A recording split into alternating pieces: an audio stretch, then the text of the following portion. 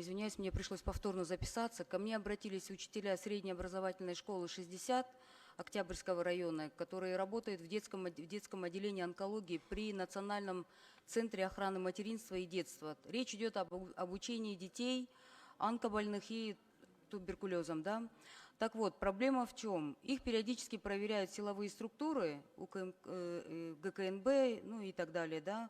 И почему-то у нас крайними опять оказываются учителя. Проблема в том, что в 2018 году был заключен меморандум между Министерством образования и науки Кыргызской Республики и проектом госпитальных школ России «Учим, знаем, дейт».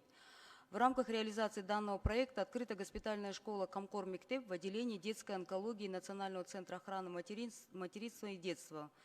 И Министерство образования и науки Кыргызской Республики, Департамент образования города Бишкек в 2018 году решили закрепить за школой номер 60 госпитальную школу в детском отделении при НЦОМ МИД города Бишкек. И проблема в чем? Периодически, когда происходят проверки, у бедных наших преподающих этим болеющим детям учителей на руках нет разрешительных документов, соответствующих положений. Но это же все должен разрабатывать Министерство образования, Министерство здравоохранения.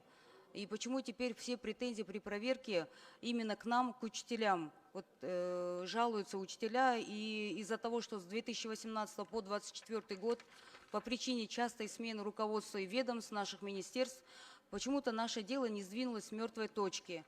Хотя готовый вариант положения о госпитальной школе, в основу которого легло адаптированное под наше законодательство положение о госпитальных школах, было все заложено, но до сих пор с мертвой точки мы никак не двигаемся. Поэтому они прям просят, да, я могу зачитать здесь перечень, что должно было сделать Министерство образования.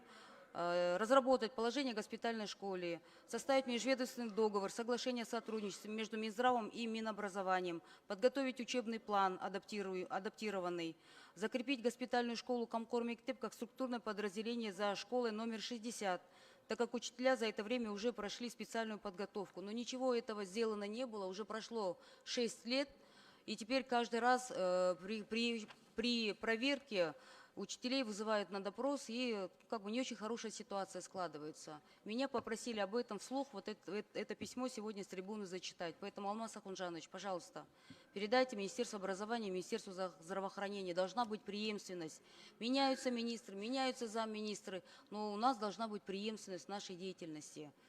Спасибо большое.